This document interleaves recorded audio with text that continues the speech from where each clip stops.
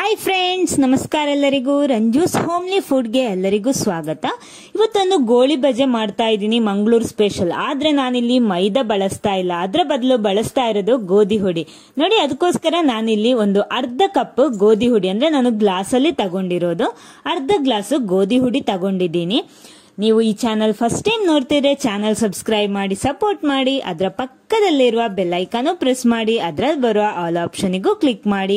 ಹಾಗಿದ್ರೆ ಮಾತ್ರ ನಾನು ಹಾಕುವ ಹೊಸ ಹೊಸ ವಿಡಿಯೋಸ್ಗಳ ನೋಟಿಫಿಕೇಶನ್ ನಿಮ್ಗೆ ಸಿಗುತ್ತೆ. ಅಂದ್ರೆ ನಾವು ನಾರ್ಮಲ್ ಗೋಳಿಬಜೆ ಮೈದಾದಲ್ಲೇ ಮಾಡೋದು, ಆದ್ರೆ ಇಲ್ಲಿ ನಾನು ಸ್ವಲ್ಪ ಚೇಂಜ್ ಮಾಡ್ತಾ ಇದ್ದೀನಿ. ಮೈದಾದ ಬದಲು ಗೋಧಿ ಹುಡಿ, ಆಮೇಲೆ ಇದಕ್ಕೆ ಹಾಕ್ತಾ ಇರೋದು ಅಕ್ಕಿ ಹುಡಿ. 1.5 ಸ್ಪೂನ್ ನಷ್ಟು ಅಕ್ಕಿ ಹುಡಿ ಹಾಕ್ತಾ ಇದ್ದೀನಿ, ಜಾಸ್ತಿ ಬೇಡ, ಯಾಕಂದ್ರೆ ನಾವಿಲ್ಲಿ ಅರ್ಧ ಗ್ಲಾಸ್ ಗೋಧಿ ಹುಡಿಯೇ ತಗೊಂಡಿರೋದು. ಆಮೇಲೆ ಇದಕ್ಕೆ ರುಚಿಗೆ ತಕ್ಕಷ್ಟು ಉಪ್ಪು ಕೂಡ ಸೇರಿಸಬೇಕು. ನೋಡಿ, ರುಚಿಗೆ ತಕ್ಕಷ್ಟು ಉಪ್ಪು ಹಾಕ್ತಾ ಇದ್ದೀನಿ. ಇನ್ನು ಇದನ್ನ ಒಂದ್ಸಲ ಚೆನ್ನಾಗಿ ಮಿಕ್ಸ್ ಮಾಡಬೇಕು. ಇದನ್ನ ಚೆನ್ನಾಗಿ ಈ ರೀತಿ ಮಿಕ್ಸ್ ಮಾಡ್ಕೊಳ್ಳಿ. ನೋಡಿ, ಚೆನ್ನಾಗಿ ಮಿಕ್ಸ್ ಆಗ್ಲಿ. ಆಮೇಲೆ ಇದಕ್ಕೆ ಹಾಕ್ತಾ ಇರೋದು ಮೊಸರು ಹಾಕ್ಲೇಬೇಕು. ನಾವು ಒಂದು ಕಪ್ಪಲ್ಲಿ ಅರ್ಧ ಕಪ್ಪಿನಷ್ಟು ಮೊಸರು ಹಾಕ್ತಾ ಇದ್ದೀನಿ. ಮೊಸರು ಹಾಕ್ಬಿಟ್ಟು ಇನ್ನು ಕೈಯಲ್ಲೇ ಒಂದ್ಸಲ ಚೆನ್ನಾಗಿ ಮಿಕ್ಸ್ ಮಾಡಬೇಕು. ನೋಡಿ, ಈ ರೀತಿ. ಅಂದ್ರೆ ಇದು ಮೊಸರು ಮಾತ್ರ ಸಾಕಾಗಲ್ಲ, ನಾವು ಸ್ವಲ್ಪ ನೀರು ಕೂಡ ಸೇರಿಸಬೇಕಾಗುತ್ತೆ.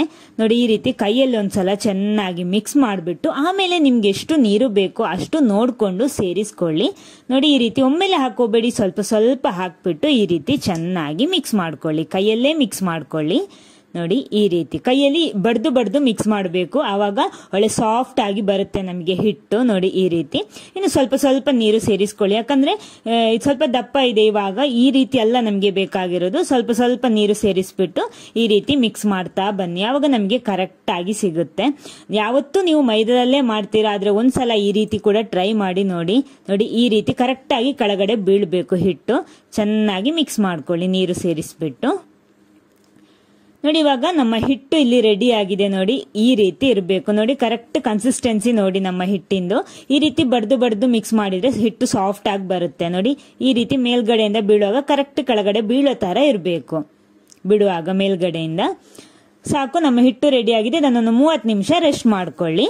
ಇವಾಗ 30 ನಿಮಿಷ ಆಗಿದೆ. ನಮ್ಮ ಹಿಟ್ಟು ನೋಡಿ ಇವಾಗ ಈ ರೀತಿ ಇದೆ, ಕರೆಕ್ಟ್ ಆಗಿ ಬಂದಿದೆ. ಜಾಸ್ತಿ ಹೊತ್ತು ಬೇಕಿದ್ರು ಇಡ್ಬೋದು, 1 ಗಂಟೆ ಹೊತ್ತು ಬೇಕಿದ್ರು ಇಡ್ಬೋದು. ಆಮೇಲೆ ಇದಕ್ಕೆ ಸ್ವಲ್ಪ ಬೇಕಿಂಗ್ ಸೋಡಾ ಹಾಕ್ತಾ ಇದ್ದೀನಿ, ಅಂದ್ರೆ ಅಡುಗೆ ಖಾರ. ಆಮೇಲೆ ಸ್ವಲ್ಪ ಹಸಿಮೆಣಸಿನಕಾಯಿ ಹಾಕ್ತಾ ಇದ್ದೀನಿ. ಒಂದು ಈರುಳ್ಳಿ ಸಣ್ಣಕ್ಕೆ ಕಟ್ ಮಾಡಿಬಿಟ್ಟು ಹಾಕ್ತಾ ಇದ್ದೀನಿ. ಎಲ್ಲ ಒಂದ್ಸಲ ಚೆನ್ನಾಗಿ ಮಿಕ್ಸ್ ಮಾಡ್ಕೊಳ್ಳಿ. ಈ ರೀತಿ ಅಡುಗೆ ಸೋಡಾ ಆಮೇಲೆ ಹಾಕೊಂಡ್ರೆ ಸಾಕು, ಮೊದಲೇ ರೆಸ್ಟ್ ಮಾಡುವಾಗ್ಲೇ ಹಾಕ್ಬೇಕಾದ ಅವಶ್ಯಕತೆ ಇಲ್ಲ. ನೋಡಿ, ಈ ರೀತಿ ಚೆನ್ನಾಗಿ ಮಿಕ್ಸ್ ಮಾಡ್ಕೊಳ್ಳಿ. ಸ್ವಲ್ಪ ಕರಿಬೇವು ಹಾಕೊಳ್ಳಿ, ಸ್ವಲ್ಪ ಶುಂಠಿ ಬೇಕಿದ್ರು ಹಾಕೋಬಹುದು, ತೊಂದರೆ ಏನಿಲ್ಲ. ನಿಮ್ಗೆ ಯಾವ್ದು ಬೇಕೋ ಆ ರೀತಿ ಸೇರಿಸಬಹುದು. ಹಾಕ್ಬಿಟ್ಟು ಒಂದ್ಸಲ ಇದನ್ನ ಚೆನ್ನಾಗಿ ಈ ರೀತಿ ಮಿಕ್ಸ್ ಮಾಡಬೇಕು. ನಮ್ಮ ಗೋಳಿ ಬಜ್ಜಿಯ ಹಿಟ್ಟು ಇಲ್ಲಿ ರೆಡಿ ಆಗಿದೆ. ಒಳ್ಳೆ ಸಾಫ್ಟ್ ಆಗಿರುವಂತ ಹಿಟ್ಟು ನೋಡಿ ಇಲ್ಲಿ ರೆಡಿ ಆಗಿದೆ. ಆಮೇಲೆ ಇದನ್ನ ಫ್ರೈ ಮಾಡಬೇಕು. ಫ್ರೈ ಮಾಡುವಾಗ ನಾವೇನ್ ಮಾಡ್ಬೇಕಂದ್ರೆ ಮೊದಲು ಕೈ ಸ್ವಲ್ಪ ಒದ್ದೆ ಮಾಡ್ಕೊಳ್ಳಿ ಈ ರೀತಿ. ಆಮೇಲೆ ಸೈಡ್ ಇಂದ ಸ್ವಲ್ಪ ಸ್ವಲ್ಪ ಹಿಟ್ಟು ತೆಗೆದ್ಬಿಟ್ಟು ಈ ರೀತಿ ಎಣ್ಣೆಯಲ್ಲಿ ಫ್ರೈ ಮಾಡಬೇಕು. ನೋಡಿ, ಈ ರೀತಿ ಎಣ್ಣೆಯಲ್ಲಿ ಬಿಟ್ರೆ ಆಯ್ತು. ಇಲ್ಲಿ ನಾನು ಎಣ್ಣೆ ಬಿಸಿ ಮಾಡೋದಿಕ್ಕೆ ಇಟ್ಟಿದ್ದೀನಿ. ನೋಡಿ, ಎಣ್ಣೆ ಬಿಸಿ ಆಗಿದೆ. ಇದ್ರಲ್ಲಿ ಹಾಕ್ಬಿಟ್ಟು ಫ್ರೈ ಮಾಡಿದ್ರೆ ಆಯ್ತು. ನೋಡಿ, ಈ ರೀತಿ ಸ್ವಲ್ಪ ಸ್ವಲ್ಪ ಹಿಟ್ಟು ತೆಗೆದ್ಬಿಟ್ಟು ಫ್ರೈ ಮಾಡಿದ್ರೆ ಆಯ್ತು. ಫ್ಲೇಮ್ ಮಾತ್ರ ಮೀಡಿಯಂ ಫ್ಲೇಮ್ ಅಲ್ಲಿ ಇರ್ಲಿ, ಜಾಸ್ತಿ ಹೈ ಫ್ಲೇಮ್ ಅಲ್ಲಿ ಇಟ್ಬಿಟ್ರೆ ಒಳಗಡೆ ಫ್ರೈ ಆಗಲ್ಲ. ನಿಧಾನಕ್ಕೆ ಫ್ರೈ ಆದ್ರೆ ಸಾಕು. ಆತರ ಹೇಳ್ಬಿಟ್ಟು ಸಿಮ್ ಅಲ್ಲಿ ಇಡಬೇಡಿ, ಮೀಡಿಯಂ ಫ್ಲೇಮ್ ಅಲ್ಲಿ ಇರಬೇಕು. 2 ಬದಿ ಕೂಡ ಚೆನ್ನಾಗಿ ಈ ರೀತಿ ಫ್ರೈ ಮಾಡ್ಕೊಳ್ಳಿ. ಒಂದು ಬದಿ ಫ್ರೈ ಆದ್ಮೇಲೆ ತಿರುಗಿಸಿ ಹಾಕ್ಬಿಟ್ಟು 2 ಬದಿ ಕೂಡ ಫ್ರೈ ಮಾಡ್ಕೊಂಡು ಒಂದು ಕಂದು ಬಣ್ಣ ಬರಬೇಕು. ಗೋಳಿಬಜೆ ಕಲರ್ ಗೊತ್ತಲ್ವಾ, ಅದೇ ರೀತಿ ಬರಬೇಕು ಇದು ಕೂಡ. ನೋಡಿ, ಚೆನ್ನಾಗಿ ಫ್ರೈ ಮಾಡಿ ತೆಗ್ದ್ಬಿಟ್ರೆ ಆಯ್ತು. 2 ಬದಿ ಕೂಡ ಸೂಪರ್ ಟೇಸ್ಟ್ ಕೊಡುತ್ತೆ ಇದು. ಜಾಸ್ತಿ ಅಡುಗೆ ಖಾರ ಕೂಡ ಹಾಕೋಬಾರ್ದು, ಅಂದ್ರೆ ಬೇಕಿಂಗ್ ಸೋಡಾ ಹಾಕೋಬಾರ್ದು, ಅಂದ್ರೆ ಜಾಸ್ತಿ ಆಯಿಲ್ ಅದು ಎಳೆಯುತ್ತೆ, ಆದ ಕಾರಣ.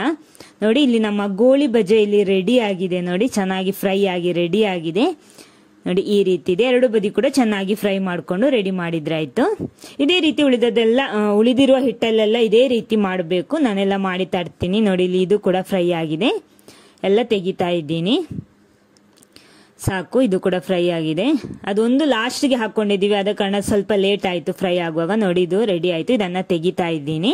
ನೋಡಿ, ನಮ್ಮ ಗೋಧಿ ಹುಡಿಯಲ್ಲಿ ಮಾಡಿರುವ ಅಂದ್ರೆ ಮೈದಾ ಬಳಸದೆ ಮಾಡಿರುವಂತಹ ಗೋಳಿ ಬಜ್ಜೆ ಇಲ್ಲಿ ರೆಡಿ ಆಗಿದೆ. ಇದು ನಿಮಗೆ ಬೇಕಿರೋ ಚಟ್ನಿ ಜೊತೆ ತಿನ್ಬಹುದು, ಇಲ್ಲಾಂದ್ರೆ ಹಾಗೆ ತಿನ್ನೋದಿಕ್ಕೂ ಚೆನ್ನಾಗಿರುತ್ತೆ. ಬಿಸಿ ಬಿಸಿಯಾಗಿ ತಿನ್ಬೇಕು, ಸೂಪರ್ ಟೇಸ್ಟ್ ಕೊಡುತ್ತೆ. ಇದು ಒಳ್ಳೆ ಸಾಫ್ಟ್ ಆಗಿರುತ್ತೆ. ಅಂದ್ರೆ ಮೈದಾದಲ್ಲಿ ಯಾವ ರೀತಿ ಮಾಡ್ತೀವೋ ಅದೇ ರೀತಿ ನಮ್ಗೆ ಇದ್ರಲ್ಲೂ ಸಿಗುತ್ತೆ. ನೋಡಿ, ಸಾಫ್ಟ್ ಆಗಿ ಸಿಗುತ್ತೆ. ಸ್ವಲ್ಪ ಹೆಲ್ದಿ ಕೂಡ ಮೈದಾಕ್ಕೆ ಕಂಪೇರ್ ಮಾಡಿದ್ರೆ.